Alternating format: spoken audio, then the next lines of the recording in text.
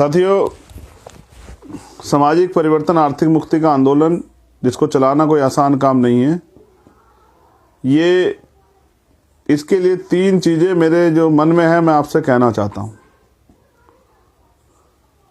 मेरा आप सबसे सवाल है जो आंदोलन में जुड़े हुए हैं, प्रत्यक्ष या अप्रत्यक्ष रूप से काम कर रहे हैं, चाहे हमारी भीम आर्मी की टीम हो, आज़ाद समाज पार्टी की टीम हो, मिशन 78 की टीम हो, हमारे जो अधिवक्ता संघ है उनके अधिवक्ता सेल है उनकी टीम हो, जो मजदूर संगठन उनकी टीम हो, किसान संगठन उनकी टीम हो, महिला मोर्चा उनकी टीम हो।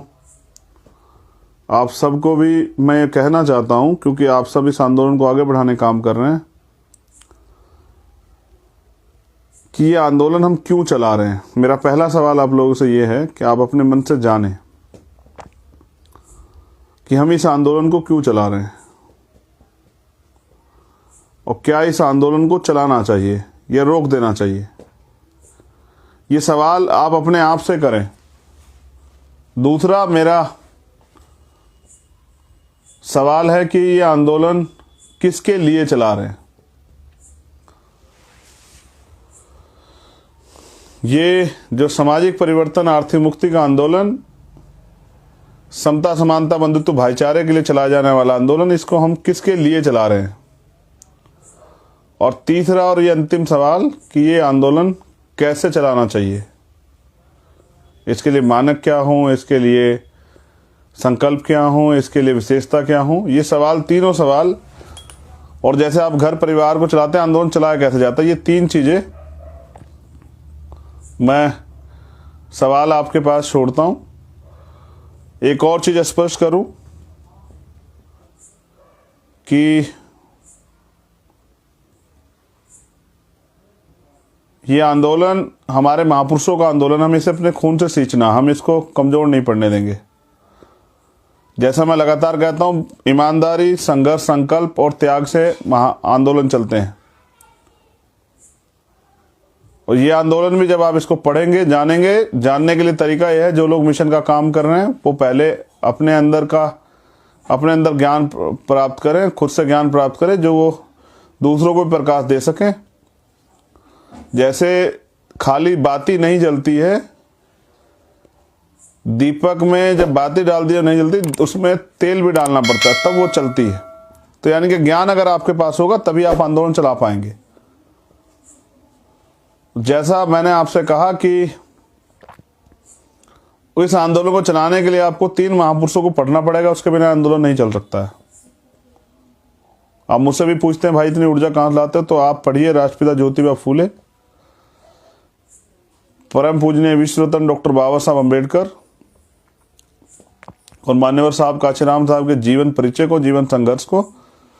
और मुझे लगता है फिर आपका सारा जो परेशानियां हैं, सारी बात जो है ना, सारी जो आपस में मतभेद हैं, कैसे चलाना है, क्यों चलाना, किसके चलाना, सब क्लियर हो जाएगा। एक अहम जानकारी चुनाव चिन्ह के लिए मैंने कही थी, उम्मीद थी कि आज हो जाएगा। पिछले लंबे समय से पार्टी के चाहे फाउंडेशन का काम हो, तब सरकार के आदेश पे, सरकार के इशारे पे चुनाव आयोग ने उसको बाधित करने का काम किया। फिर उसके बाद पार्टी बनने के बाद पार्टी को मान्यता नहीं देने का काम, पार्टी का जो है जो रजिस्ट्रेशन नंबर देने का काम जो है ये चुनाव आयोग नहीं कर रहा था। इसके लिए भी हम लोग कोर्ट से लड़े, कोर्ट के आदेश पे देना पड़ा। तीसरा, अभी सिंबल के लिए हमने प्रयास किया था और सिंबल के लिए मांग की थी कि हमें 5 स्टेट में कॉमन सिंबल दे दीजिए, इस पर हम लोग इलेक्शन लड़े।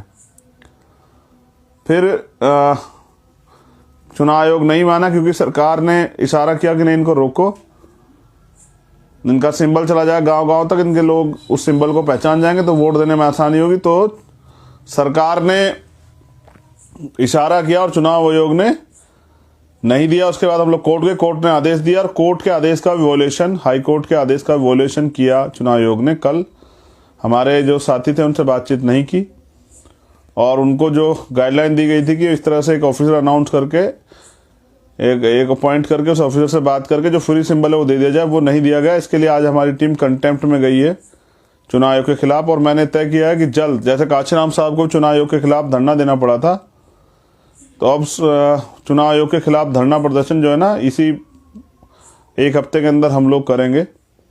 चुनाव आयोग ये ना समझे वो लोकतांत्रिक संस्था है, वो संवैधानिक संस्था है जो सरकार के गुलाम नहीं, कॉन्स्टिट्यूशन के अधीन और जनता के लिए। और अगर वो संस्था सरकार के सारे पे काम करेगी तो संविधान को मानने वाले हम लोग ये बर्दाश्त नहीं करेंगे। तो अब जल्दी दिल्ली की टीम तैयारी कर ले और हम लोग आंदोलन करेंगे। चुनाव आयोग के दफ्तर के बाहर हम देखेंगे कैसे हमारे अधिकार वो जो हमारा राइट्स चाहते हैं उसको छीनेंगे। एक अंतिम बात, हमारा आंदोलन मजबूत हो रहा है, आगे बढ़ रहा है। दूसरे दलों में इसके वजह से बौखलाहट है। जिन लोगों को हमने 2-2 साल पहले, 1-1 साल पहले निकाल दिया, किन्हीं कारणों के कारण, आरोप के कारण, पैसे का और तमाम तरह के आरोप के कारण, या वो लोग किसी दूसरे दल के लिए काम कर रहे थे या प्रभावी लोग थे और दूसरे लोगों को गुटबाजी करके संगठन खराब कर रहे थे, आज उनको दूसरे दल लेके और झूठ झूठ के प्रचार कर रहे हैं। तो इससे पता लगता है कि वो आपकी ताकत से बौखला गए हैं। जो आदमी हमने पार्टी निकाल दिया संगठन में, उसके साथ एक आदमी नहीं गया, उनको लेकर वो बड़े बड़े जो है ना दावे कर रहे हैं। तो ये इससे स्पष्ट होता है कि आज़ाद समाज पार्टी, भीम आर्मी के लोग ताकतवर हो रहे हैं, जिनके सम्मान में दूसरे दल नतमस्तक हुए बैठे हैं। हमने जिसको कबाड़ा समझ के निकाल दिया, उसको अपने सर पे का माथा के चंदन जो है उसको ताज समझ के अपने सर पे मस्तक करने वाले लोग, आप समझ लीजिए कि आपके आंदोलन कितने डरे। और वो झूठ भी फैला रहे हैं कि भाई चंद्रशेखर जी भी जो है ना किसी दल में को ज्वाइन कर लेंगे, अपने दल का विलय करा देंगे कुछ और। तो मैं आज आपके सामने अपने जन्मदिन के अवसर पे ये कमिटमेंट करता हूँ कि मैं पहले भीम आर्मी का एक कार्यकर्ता हूँ, आज़ाद समाज पार्टी का कार्यकर्ता हूँ। जब जो पार्टी जिस गाइडलाइन पर, जिस दिशा निर्देश पे काम करेंगे उस पर काम करूँगा। समाज जिस दिशा निर्देश पे कहेगा उस पर काम करूँगा। दूसरा, मैं किसी दूसरे दल का चवन्नी का मेंबर भी कभी नहीं बनूंगा। हमारा दल है आज़ाद समाज पार्टी, हमारा घर है, हमारी जो है हमारा आंदोलन है, हमारी माँ है भीम आर्मी, जिसको हमने अपने खून पसीने सींचा, हम उसको आगे बढ़ाने का काम करेंगे। और कोई दल मुझे प्राइम मिनिस्टर भी बनाएगा तो भी मैं किसी दल में नहीं जाऊंगा। पद तो बहुत दूर की बात है, प्रतिनिधित्व तो बहुत दूर की बात है। चुनावी गठबंधन किसी भी दल से अपनी शर्तों पे हो सकता है, लेकिन किसी दल का मेंबर मैं नहीं बनूंगा। हमारा दल आज़ाद समाज पार्टी है, हमारा संगठन भीम आर्मी, और हम इसी के मेंबर रहेंगे। ये आंदोलन है सामाजिक परिवर्तन, आर्थिक मुक्ति का आंदोलन, समता समानता बंधुत्व भाईचारे का आंदोलन, बाबा साहब अम्बेडकर के त्याग बलिदान का आंदोलन, ज्योतिबा फूले के अपमान, साहू जी के सामाजिक न्याय और मान्यवर काशीराम साहब के जीवन बलिदान का आंदोलन है। मैं अपने जीवन के अंतिम समय तक, आज अपने जन्मदिन के अवसर पर आपसे वादा करता हूँ, अपने जीवन के अंतिम समय तक प्रयास करेंगे। हमने 10 साल का एक टारगेट बनाया है कि 10 साल के अंदर हम राजनीतिक सफलता जो बाबा साहब अम्बेडकर काशीराम साहब चाहते करेंगे। और किसी कारण हम उससे अगर आगे पीछे चूक भी जाते हैं, जबकि हम नहीं चूकने वाले, तो भी अगर मैं आखिरी मेंबर भी रहा तो भीम आर्मी में आज़ाद समाज पार्टी का रहूंगा।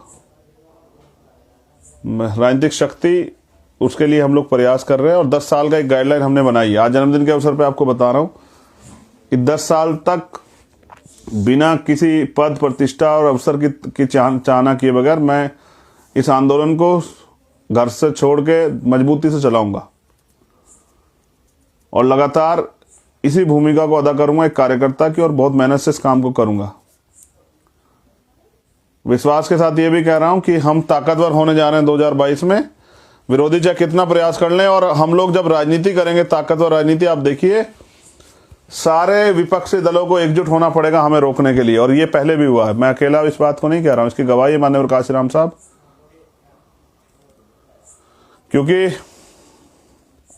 जो मैं कहता हूं उस कमिटमेंट को तो मैं निभाता हूं, लेकिन मैं उस काम को कभी नहीं करता जिसको मेरा जमीर गवारा नहीं करता, जिसके लिए मेरा जमीर गवाही नहीं देता है।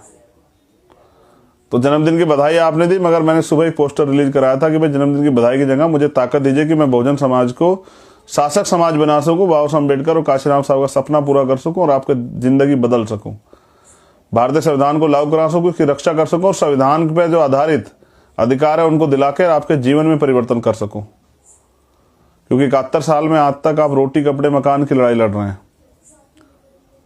रोटी कपड़ा मकान, ज्यादा ज्यादा रोजगार, ज्यादा ज्यादा इलाज, स्वास्थ्य सेवाएं, ज्यादा ज्यादा जो आपको जो है अगर कुछ और थोड़ा बहुत जमीन का अवसर। लड़ाई तो भागीदारी हिस्सेदारी की है, इस देश की सत्ता व्यवस्था में हिस्सेदारी की और सामाजिक परिवर्तन की। जाति विहीन समाज बनाने की। मैं अंत में इस बात को ख़त्म करते हुए आज के उस पर एक संदेश देना चाहता हूँ हमारे नौजवान साथियों को जो बीमार में आज़ाद समाज पार्टी के माध्यम से काम करते हैं कि बाबा साहब अम्बेडकर ने जातियों में बटे समाज को, जिनकी आबादी, जिनकी जातियों में जिनको बांटा गया, शेड्यूल कास्ट की 1,500 जातियाँ, शेड्यूल ट्राइब की 1,500 जातियाँ, बैकवर्ड माइनॉरिटी की 3,743 जातियाँ, जिनको 6,743 जातियों को जातियों में बांट के, जिनका भाईचारा खत्म करके और ऊंच नीच की भावना इनके अंदर भर के इनको तोड़ने का काम किया। मैं समझता हूं कि बाबा साहब अम्बेडकर ने के अथक प्रयास से संविधान में हमें वर्ग बनाया गया। तो मेरी अपील है नौजवानों से, शेड्यूल कास्ट की जितनी जातियों के लोग हैं वो जातियों में ना बट के भाईचारा बनाएं, वर्ग बनाएं, और फिर बैकवर्ड के भी लोग जो हमसे जुड़े हुए हैं वो जातियों में ना बट के वर्ग बनाएं, माइनॉरिटी के लोग जातियों में ना बट के वर्ग बनाएं, और फिर इस वर्ग का भाईचारा बना के बहुजन समाज बनाएं। क्योंकि लोकतंत्र है, जिनकी वोट होती है उनका राज होता है। वोट हमारे पास है, राज हमारा नहीं है, इसलिए हमें इस बात को गहराई समझते हुए वोट तैयार करना पड़ेगा। दूसरी बात, जिनका समझे जो लोग 3% या 5%, 10%, 15% लोग लोकतंत्र के सभी जगह पर स्थापित है, संविधान की जो अधिकार है सब अधिकार क्षेत्र में स्थापित है। भारत में, भारत की अर्थव्यवस्था, भारत की राजनीतिक व्यवस्था, भारत की सामाजिक व्यवस्था पे टॉप पे जो आधारित है, स्थापित हैं, वो लोग जिनकी संख्या कम है, क्योंकि राजतंत्र नहीं है कि एक राजा परिवार है वो सब पे राज करेगा। लोकतंत्र है, लोकतंत्र के चुने प्रतिनिधि हैं, विधायक हैं, एमपी हैं, वो लोग सदन में सरकार बनाते हैं, कानून बनता है। लेकिन जिनका कम वोट है, अगर उनको राज करना हो, आप समझिए इस बात को, तो वो किस तरह से राज करेंगे कि दूसरे लोगों को बांट के और अपनी ताकत को बढ़ा के, झूठ के दम पे तमाम तरह की जो है साजिशें करके, षड्यंत्र करके, तभी तो जीतेंगे वो लोग, वरना कैसे बढ़ेंगे।